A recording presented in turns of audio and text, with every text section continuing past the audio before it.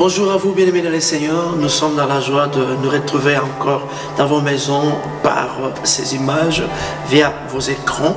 Nous bénissons le Seigneur pour l'occasion de plus qu'il nous accorde de partager ces moments de bonheur, ces moments de joie, ces moments de distinction, comme nous aimons l'appeler, avec vous. Nous allons rendre grâce à Dieu, lui recommander ces instants, car, comme nous aimons le dire, sans Dieu, nous ne sommes rien. Comme nous ne sommes rien, nous ne pouvons rien vous donner. Voilà pourquoi nous voulons tous ensemble, et nous qui sommes utilisés par son esprit et pour vous apporter la parole, et vous qui recevez cette parole, tous ensemble, nous allons nous recommander entre les mains du Seigneur, que le Seigneur puisse prendre le contrôle de tous ces moments que nous allons prendre au nom de Jésus-Christ. Seigneur, nous voulons te bénir, Seigneur, nous voulons te rendre grâce, nous voulons te recommander ces instants, Papa, pour que tu conduises toutes choses par ta lumière. Merci de ton Esprit Saint qui est l'enseignant par excellence, au-delà de mots, au-delà de phrases, au-delà de ce que nous pouvons entendre. Étant notre Dieu, laisse que le Saint-Esprit appuie encore ta parole et que le Saint-Esprit l'accompagne dans le cœur de tes enfants, qu'ils puissent recevoir ta parole, la garder précieusement, la mettre en pratique pour le bien-être de ton peuple. Au nom de Jésus-Christ, nous avons ainsi prié. Bien-aimés dans le Seigneur, nous sommes en train de poursuivre les négociations entre Moïse et Pharaon.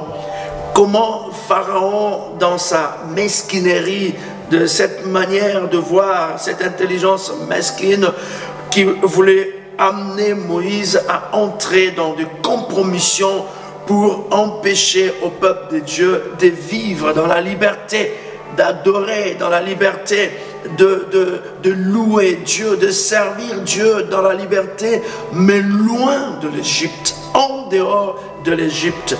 Et vous avez suivi le message de la fois passée, quand Pharaon va commencer à négocier avec Moïse, il va lui dire, oui, il n'y a pas de problème, je vous libère de votre esclavage, servez l'Éternel, adorez l'Éternel, donnez des sacrifices, offrez à votre Dieu en restant dans le monde.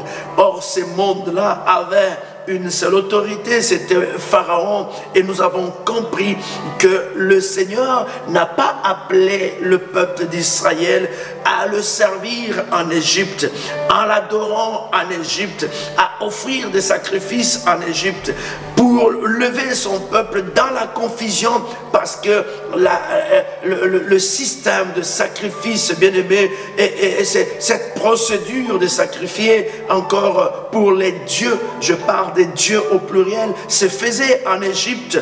Et quand le peuple de Dieu allait se mettre aussi à sacrifier, à donner des sacrifices, à offrir à leur Dieu, il allait avoir de confusion. Moïse a dit non, je ne peux pas rester dans ce monde où l'autorité c'est toi, Pharaon, où quand les choses ne te plaisent pas, tu peux décider sur la vie du peuple d'Israël, tu peux décider sur nous. Non, nous, l'Éternel a dit que nous devons sortir de l'Égypte, aller offrir à notre Dieu en dehors de l'Égypte. Si tu n'as pas, bien aimé, si vous n'avez pas suivi ces messages, vous pouvez aussi par notre espace télé, YouTube, et vous allez suivre cela. Ça va vous remettre un peu dans le bain de ce que nous allons partager aujourd'hui.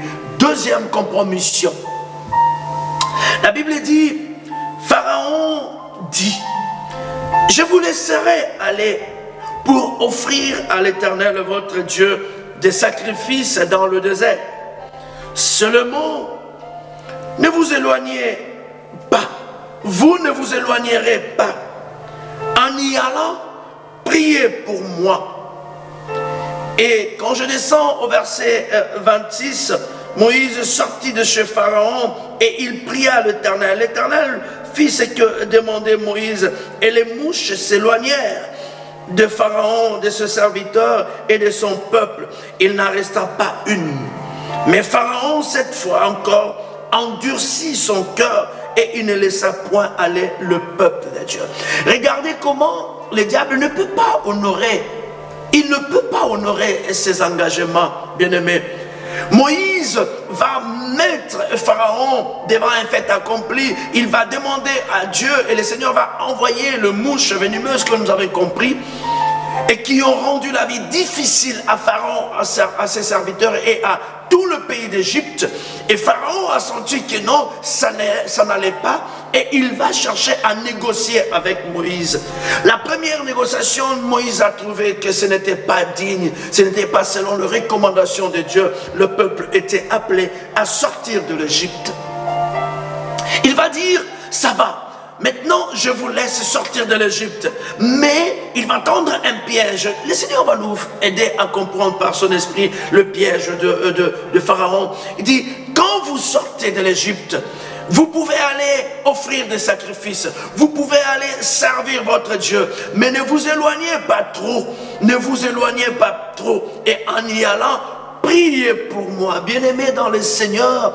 Les temps sont durs, les temps sont plus que graves. Et dans notre comportement, nous insistons, les chrétiens, les hommes de Dieu, les femmes que l'Éternel a élevées dans son travail, dans la moisson, bien-aimés, les enfants de Dieu qui portent l'identité chrétienne, nous devons nous comporter de la sorte, bien-aimés. C'est dans notre comportement que le poids du message que nous prêchons, le poids, l'ampleur du message que nous avons reçu sera constaté auprès de ceux-là qui nous voient, auprès de ceux-là qui savent que nous croyons au message de la parole de Dieu, bien-aimé.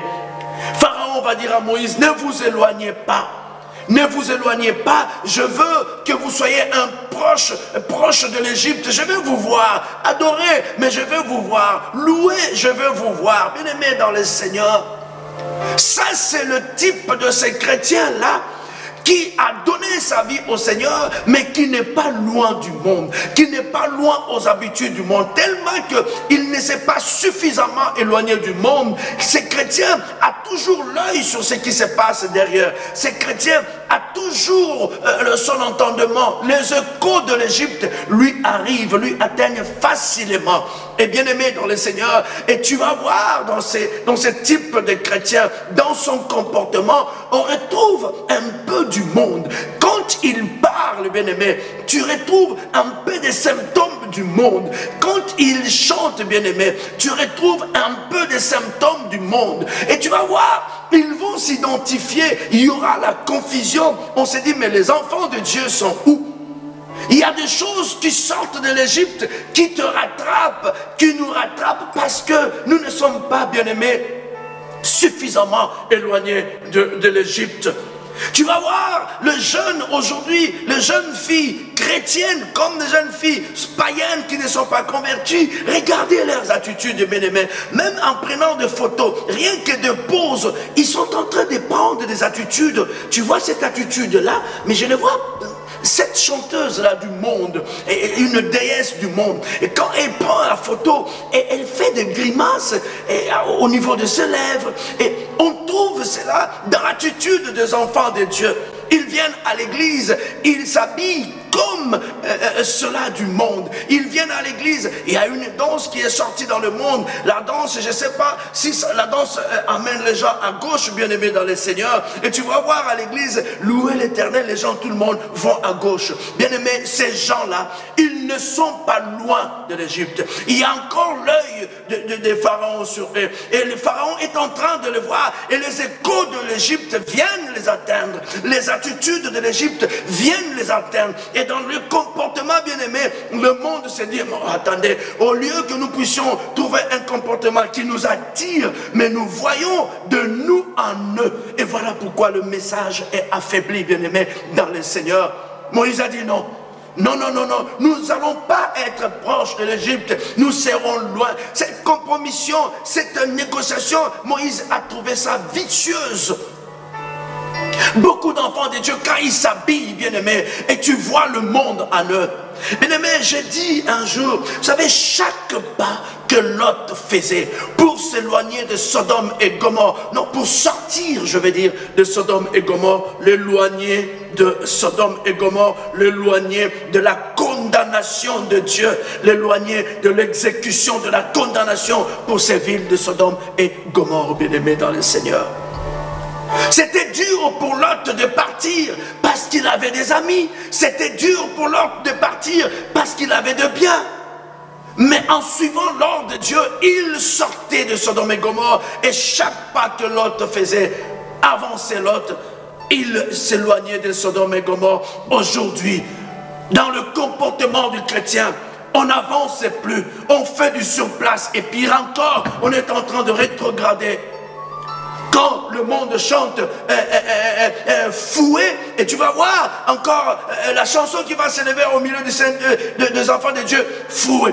Après, on se dit, il y a quelque part, il y a une confusion où nous comprenons ou nous ne comprenons pas, bien-aimés dans le Seigneur. Nous devons être loin de l'Égypte, nous devons être loin du monde.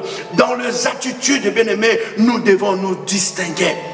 Tu es un enfant de Dieu, le Seigneur t'a appelé à l'adorer, le Seigneur t'a appelé pour être fier de toi, le Seigneur t'a appelé pour le servir. Nous devons nous distinguer et surtout ne pas être conforme à ce siècle présent, bien-aimé. Il faut qu'il y ait une différence entre ceux-là qui servent Dieu, entre ceux-là qui portent l'identité chrétienne, bien-aimé dans le Seigneur. Quand je parle de cette identité, bien-aimé, quand tu montres l'identité, bien-aimé, comme nous l'avons développé, ce n'est pas ces bouts de papier que tu montres quand la police procède à un contrôle. Non. Ce n'est pas ça l'identité, c'est de renseignements que portent ces papiers où se repose ton identité. Ces éléments qui se retrouvent sur ce papier, c'est ça qui justifie ton identité. Et si la police en Europe procède au contrôle, vérifier ce qui est marqué dans ces papiers-là, et si cela n'est pas conforme, bien-aimé, même si tu as montré un papier qui est authentique, tu seras mis aux arrêts. Est-ce que nous nous rendons compte, bien-aimés, nous disons que nous sommes enfants de Dieu, si on nous parle, si on nous demande, nous montrons notre identité. Est-ce que la nature, est-ce que si les diables vérifient nos vies, ils vérifient nos vies, est-ce que ces vies sont conformes à Dieu ou ces vies sont conformes en Égypte, bien-aimés? Les temps sont durs, l'heure est plus que grave, bien-aimés. Quand la guerre arrive, tu vas voir les gens faire des provisions. Quand la guerre arrive, tu vas voir les gens barricader leur maison. Quand la guerre arrive, les gens vont adopter un certain comportement. Mais les enfants de Dieu dorment, bien-aimés. Ils vivent comme si de rien n'était. La mort ne nous dit rien. Je sais que dans la nature de l'homme, le Seigneur a mis la sémence parce que Dieu est éternel. Il ne pouvait pas créer l'homme pour qu'il puisse avoir une fin. Nous portons la sémence d'éternité en nous. Voilà pourquoi, bien-aimé, peut-être que ça va te choquer si tu le sais, gloire à Dieu. Bien-aimé, personne ne mourra éternellement. Tout le monde nous vivrons. Oui, parce que Dieu qui nous a créés, l'image et la ressemblance de Dieu portent la nature de l'éternité. Mais le problème, ça sera quoi l'éternité? Ça sera quoi l'éternité? Sur le sein d'Abraham, dans le repos de notre Dieu, ou en enfer, bien-aimé? Nous irons vivre en enfer si nous n'arrivons pas à comprendre que le Seigneur a mis le temps et le temps est là. Les signes, les événements montrent que le temps arrive. Comporte-toi de la sorte, bien-aimé. Éloigne-toi du monde. Si tu es rentré de ce monde, bien-aimé, tu es rentré dans le monde, nous voulons simplement dire, tu t'identifies au comportement des gens qui n'ont pas encore reçu le Seigneur, bien-aimé. Sors de l'Égypte et va loin. Le Seigneur a besoin de t'amener à un endroit pour que tu puisses le servir. L'heure est plus que grave, serviteur. L'heure est plus que grave, servante de Dieu.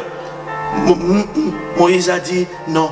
Non, non, non, non, non, non. Nous ne voulons pas que tu nous regardes. Parce que toi, Pharaon, tu as des armées. Et puisque le diable ne peut pas tenir promesse, bien-aimé, Pharaon changeait toujours. À chaque fois que le blé est terminé, à chaque fois que la souffrance terminait en Égypte, il changeait. Il endurcissait son cœur, bien-aimé. Ne sois pas dans le collimateur du diable. Laisse que le Seigneur te conduise. Laisse que le Seigneur puisse prendre le commandement de ta vie, mon bien-aimé. L'heure est plus que grave. C'est aux chrétiens de le démontrer pour que le monde puisse comprendre. Nous devons sortir. Nous devons aller adorer. Nous devons aller sacrifier. Nous devons aller loin. Sortir de ce monde et ne pas nous identifier au comportement de ce monde actuel. Que le Seigneur vous bénisse. Que le Seigneur puisse vraiment vous parler encore davantage par son esprit. Nous osons croire que le temps que nous sommes en train de passer vous apporte beaucoup. Dans le nom de Jésus-Christ, nous avons ainsi prié. Que le Seigneur vous bénisse. Amen.